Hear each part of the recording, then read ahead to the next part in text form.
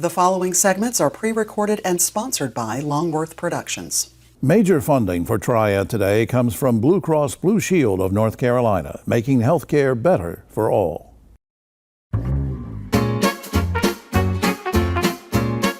This episode first aired in December of 2008 and featured a host of celebrities. Hello everyone, I'm Jim Longworth and welcome to Triad Today Treasures, where we go back to the vault and replay some memorable programs from the past 3 decades. Okay, we're here at Old Town Country Club at the annual Fur Ball. We're glad that we were able to catch up with George Hamilton. How you doing, sir? I'm still on my feet. I feel like McCain right now, but I'm all right. All right, first question. Name your first pet. Oh, that's simple. I had a dog named Marquis. My mother's dog, a little poodle, bit me under the eye. Why? I don't know. I was down playing with the bone, and I learned never to do that. You still do that, don't you? No. I stay away from little dogs. Always get me. I don't. The big ones don't love me. I have my actually has a Mastiff, Lolita. I love her. And there was Snoop, doggy dog. Snoop was a Doberman. And then Bliss, which is another little one. And you love animals. I love animals, but the trouble is, you know, an animal is unconditional love, but you have to be able to take care of them.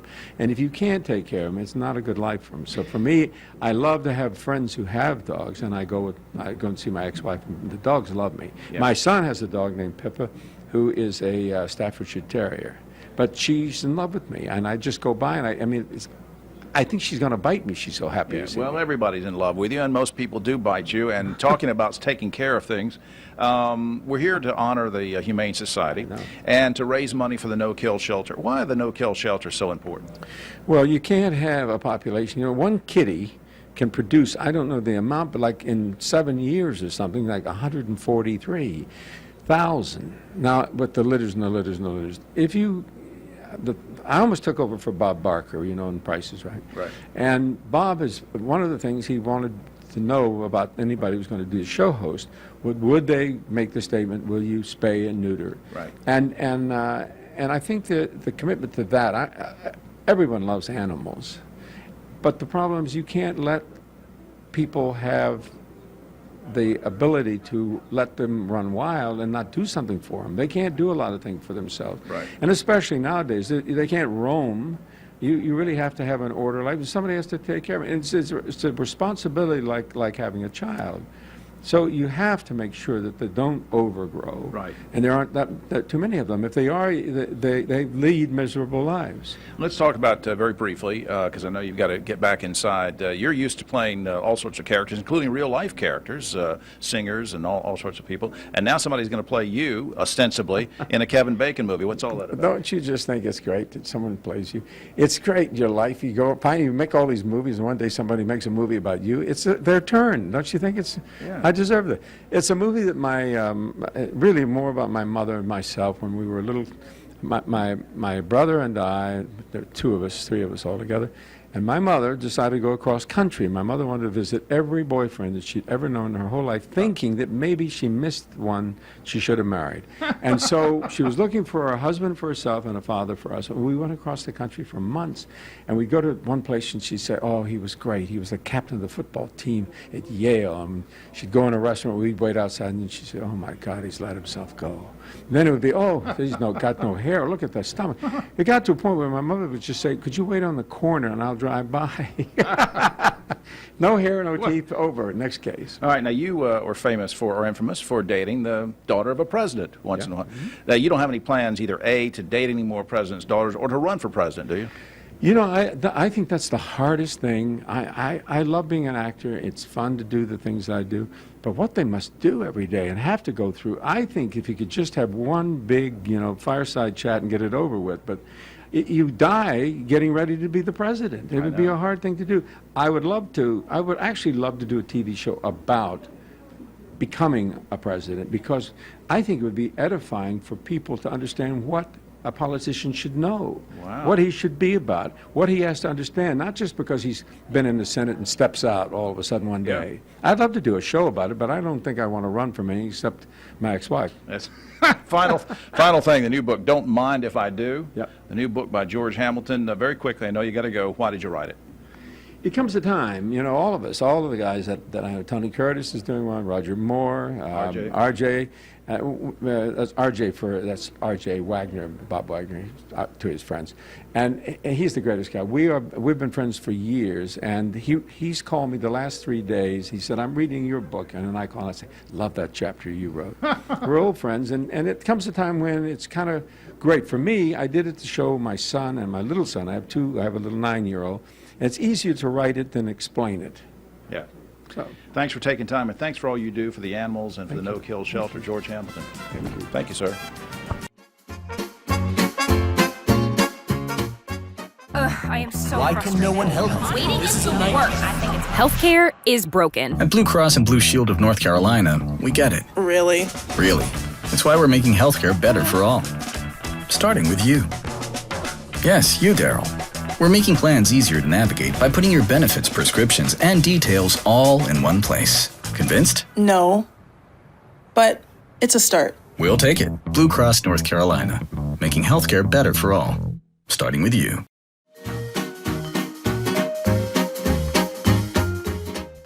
Let's talk about a couple serious things. There's everything in the book, but talk about your cancer for a second. How did you find out that you had cancer? What went through your mind? Well, I was getting a massage and I felt a lump under his arm.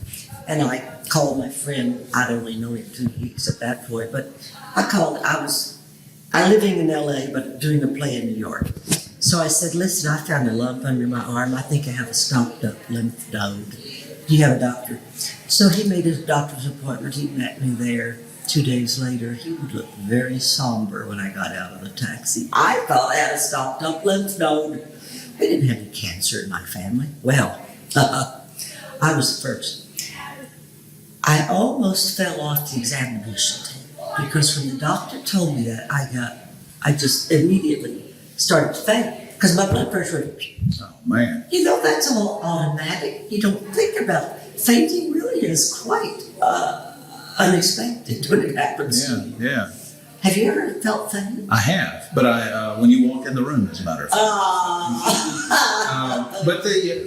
So in a sense, it's one of those. It wasn't a mammography. It was almost a self-exam type thing that you came across. You know, a lot of people are afraid to go get a mammography and get a mammogram. Well, I have them every year, but mine never showed up on a mammogram.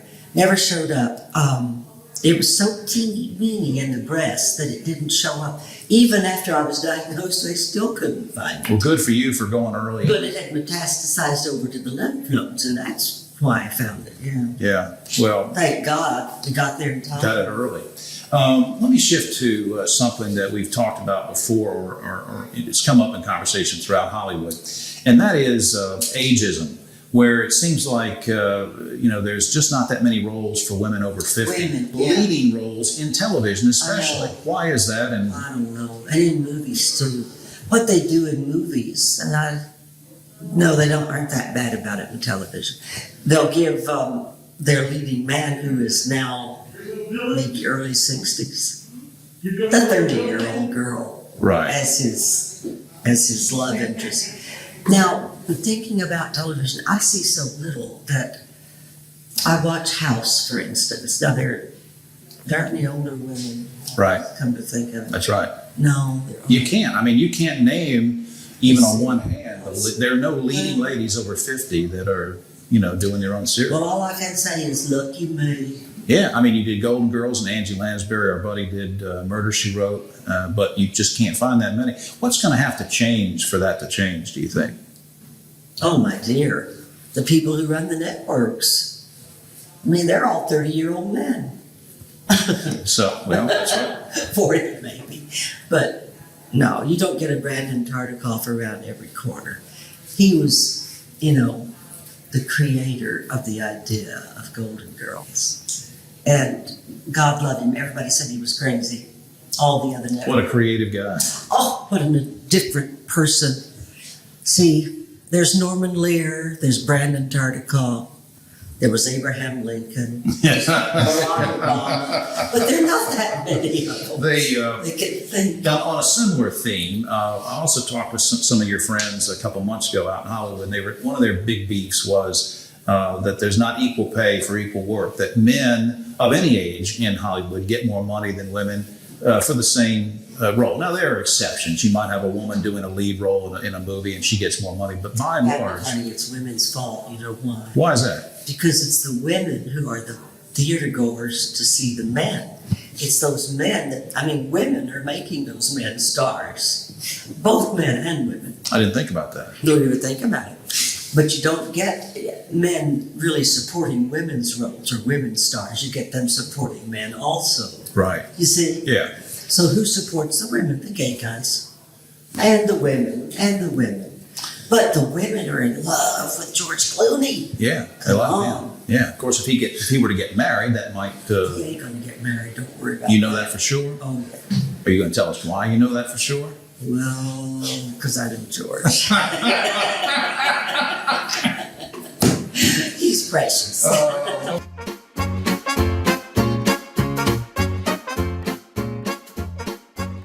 At Sutton Brothers, we're confident we can help you solve your heating, cooling, plumbing, and electrical needs. So confident that we'll fix it or it's free.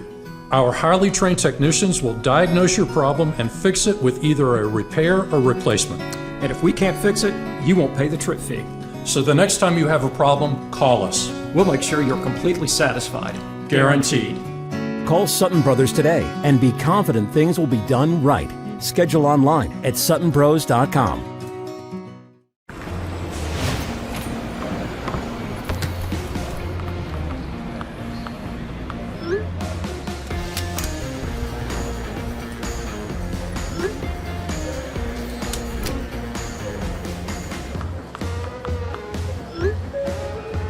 Now boarding zone 3.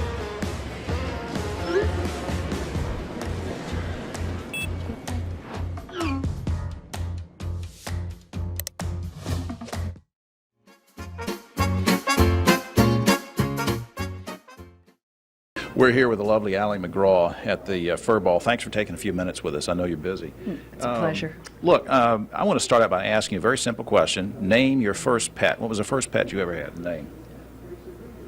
Grounds was the name of my first of 4 Scotties. I'm a serial Scottish Terrier person. Okay, and so you were about how old when you got the first one? I'm not going to, I was a grown-up. Oh, so you waited until you were grown to You get... know, we had a stray mutt who adopted us when I was a child, and it was a dog called Pepper, and it slept outside. And my family didn't have animals, but for some reason, they've become, and this is the truth, just central in my life. That's great. I will never be without multiple animals. Well, I can see it in your eyes that you have love for animals, and I wanted to thank you on behalf of everybody for being here to doing the Furball. Now, of course, we're raising money for the No-Kill Shelter. RJ and Stephanie helped us raise, I think it was $250,000 last year. We're trying to raise money to expand the No-Kill Shelter. Why are these kind of shelters where they don't euthanize so important? Well, in the first place, I don't believe in euthanization at all, and I guess this is going to sound a little pompous, but I believe that animals are maybe even better than the 2-legged species, and that we as human beings with so-called consciousness have got to help and protect and keep alive and keep healthy and keep population minimized in the spay and neutering programs instead of regarding them as fashion accessories. Right, I agree. Now, you were credited, I don't mean to embarrass you, but you were credited by many with having revitalized the yoga movement in America some years ago. Why yoga? I found yoga about 20 years ago. I'm not an athlete, and I love modern dance and so forth, but I found that the combination of doing the physical aspects of yoga, depending on how I feel each day and respectful of that day's body, combined and maybe overwhelmingly with its ability to keep me calm in the present, has completely changed my life, and so I practice every day. That's great. One serious question, talking about health issues, because I think this is related, and you've seen the magazines of the starlets who are bulimic or who they're having weight control problems, and there seems like there's so much pressure, not just on actresses, young girls all across the country, to be just dangerously thin, to be popular or whatever.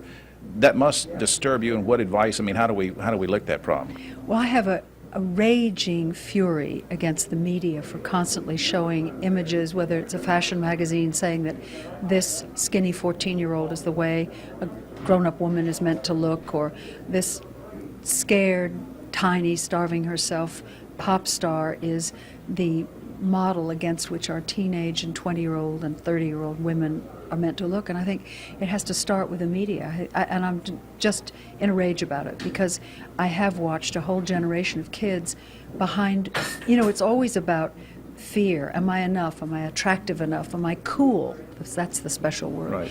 And until we have images out there at the checkout counter that show you what cool really looks like, and it doesn't look like an anorexic, cutting herself girl, we're going to have a population of kids looking like this, because they're so uncomfortable anyway with themselves that they think a certain dress and certain bones showing makes them okay, and it doesn't. Final question: what's wrong with George Hamilton? I noticed that you were kidding him unmercifully earlier, and I just want to know what's his major problem. What do you hate about him? I think he's great. I'm not qualified to say anything bad about George Hamilton. He actually paid you to say nice things, didn't he? He paid me a lot tonight for Yes. this. You've been very gracious. Thanks for all the help you're doing with the no-kill shelters and raising money. And come see us again, will you? I will. We have one in Santa Fe where I live, and it's really close to my heart. Oh, yeah, you moved away from Hollywood. Why is that? Because my house burned down in one of those big fires, and I thought it's time to live someplace else. John McCain just walked in front of the... Come back in here for just a second. She just said something nasty about you, and he's going to... Your mother, couldn't possibly have said anything nicer about you.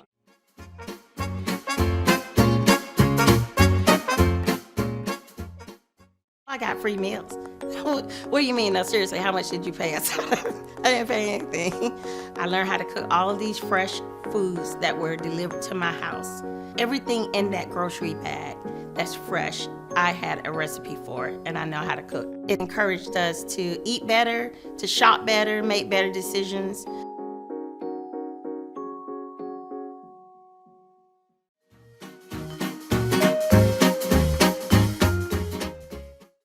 Well, I'm excited about meeting our guest, and before you take a look at her, I just want to tell you she was born in Kansas City, but to most of us, she now lives in Mount Airy, and she was really born in Mayberry in our minds and hearts.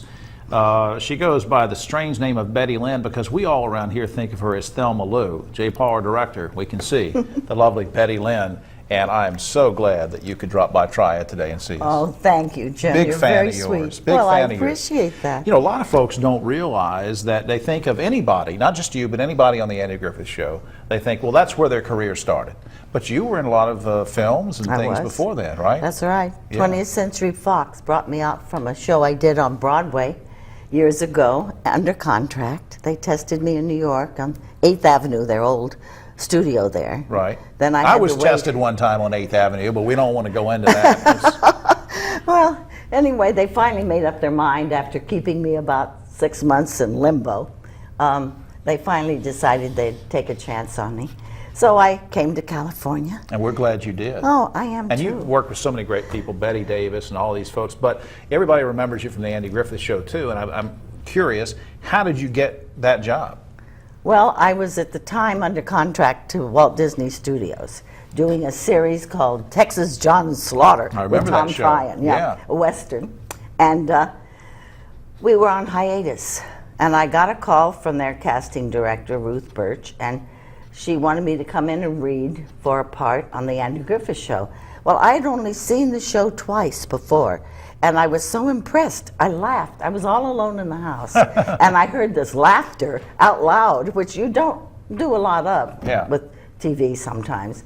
But I thought, oh my gosh, this is a funny show. They are really good. Right. Well, then I get this call, so I go in, and I had seen an episode with almost the same kind of scene that I was going to read for them. Sure. And I thought, well, isn't that funny? It's opposite Don Knotts. And I saw someone else doing almost a similar scene on one of the shows I'd seen, and I thought, well, this is odd. Anyway, I said to Ruth Birch, I said, I just saw a show that almost had this. She said, you do watch it then, don't you? I said, yeah, I do. So I go in, and I had to read for the director, Bob Sweeney, and Aaron Rubin, the producer. And when I finished, they said, well, we'd like to have you do this. And I said, well, I'd love to. And they said, I said, but I am under contract to Disney. Well, in the meantime, Disney dropped our show. Oh, isn't that fortuitous Yeah, that you, I know. the other? I know. But well, you were too. But I had no contract with the Griffith Show. Yeah, but I mean, None. you were really, you know, as a glamorous actress, though. I mean, you come into this situation where you're supposed to be sort of a countrified. Well, I never girlfriend. played glamour roles. In fact, I used to get hurt. I wanted false eyelashes. Every other girl in every show all came in, they'd make them up, and they'd have these long eyelashes. And I didn't, and I wanted them. What was it like working with Andy and Don? Oh, they were great. I just adore both of them. I do. I miss Don a lot. That hurt a lot when Don died. But yeah. So the two of you were close off camera as well? Not so much when we worked. I mean, we were friendly, of course, but I mean, I didn't really hang around with them or buddy or any of that. Right. But years went by, and we would make appearances in places. And when we did, I got to know Francie, his widow now, but anyhow, we in LA, we would get together for dinner in hotels. I'd take them or they'd take me, and then Francie and I would laugh and talk, and everybody thinks Don would be just like Barney. He Right. isn't. Yeah. He's quiet. His mind's going all the time, but he would say a line or two to us, you know, something funny or something, but never ever what you expect, that crazy Barney Fife. No, he was a great actor. We is all what he miss was. him. I guess one thing, people will just shoot me if I don't ask you this, but we're so glad you're living in Mount Airy now, but you have to ask the question, why did you choose that? Everyone says, what made you come to Mount Airy? Well, for one thing, a lot of people thought I lived there anyway. They love the show, and they really get into it so much that they'd say, when I was in LA, if they'd meet me, they'd say, well, where do you live now? They thought I was in Mount Airy all the time. Of course. And then I'd say, well, I've lived in LA over 50 years. Oh, really? We thought you were in North Carolina. I'd say, no. And it's so funny. However, I was put in a place that was very lovely called Ridgecrest for seniors. And I had an apartment that had the most beautiful things, the view. I see us being single. Well, she's just saying 1 minute, although it could mean I have something left? else. Sometimes they put up fingers and you never know what there's... Gee, well, I hope I can see it. No, that's right. But anyway, but you found Mount Airy love.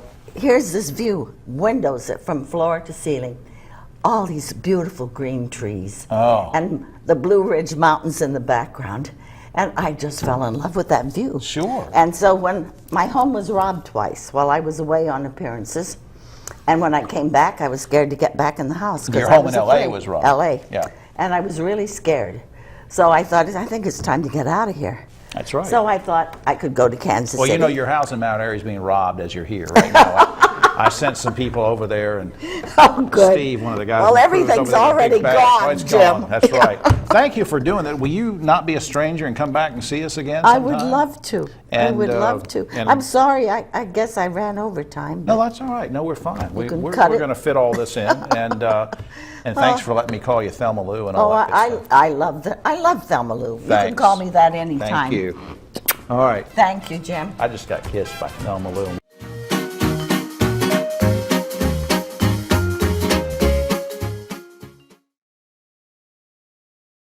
At Sutton Brothers, we're confident we can help you solve your heating, cooling, plumbing, and electrical needs. So confident that we'll fix it or it's free. Our highly trained technicians will diagnose your problem and fix it with either a repair or replacement. And if we can't fix it, you won't pay the trip fee. So the next time you have a problem, call us. We'll make sure you're completely satisfied. Guaranteed. Call Sutton Brothers today and be confident things will be done right.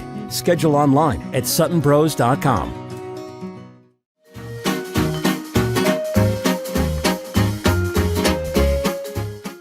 Major funding for Triad Today comes from Blue Cross Blue Shield of North Carolina, making healthcare better for all. Well, for those of you that watch the show regularly, and shame on you if you don't, you know that I was out in Hollywood last month to host and produce an event called A Salute to TV Moms. We had a lot of great ladies of the stage and screen, and one of them was Cloris Leachman. Here's an excerpt from that program, and I asked her what I thought was going to be an easy question. It turned out to be a long answer. Let's watch. I'm the moderator. I'm the moderator. Jeez. Sorry.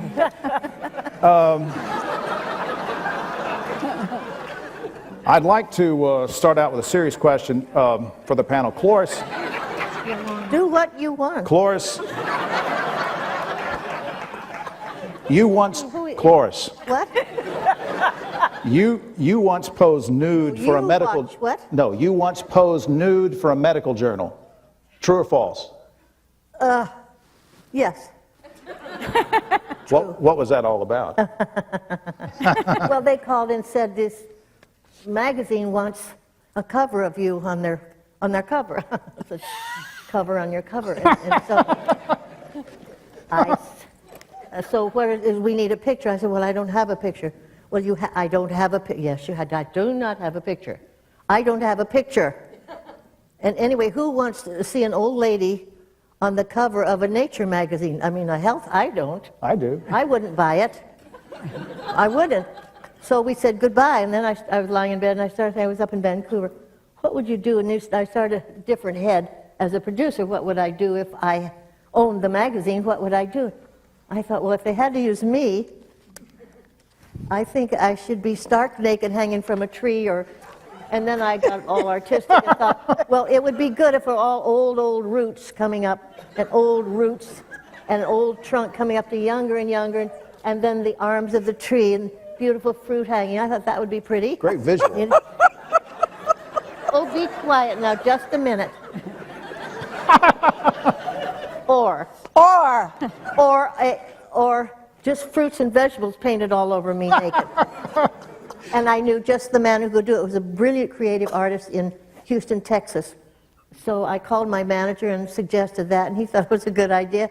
Called the magazine, and they loved it. Well, it was fine. And then I went back to work, and a few months later, okay, they're going to do it now, so you have to fly down to LA and do it. Well, now I'm back to myself again, who would never have done that. No. And I came home, and we were due there at 11, and at 8, I didn't get there till about 1. I couldn't get there. Yeah. And the artist and I were at my house talking it over. Finally, we got there, and he gave my daughter some money to go to the store to buy fruits and vegetables. I'm sure he did, yeah. Did you see the picture? No, he wanted to get your daughter out of the house. Finished well, I'm yet. sorry.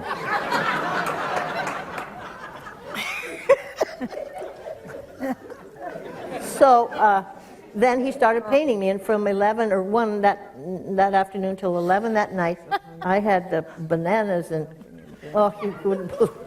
you wouldn't believe what I had. A pineapple here, and a peach here. Oh, it was just covered with wonderful vegetables. You can look it up if you want.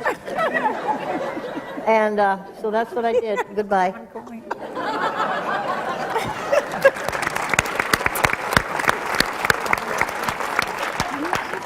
Well, that's all. I want to thank you for coming. Thank you very much. And good night. Thanks for watching this special edition of Try It Today. I'm Jim Longworth.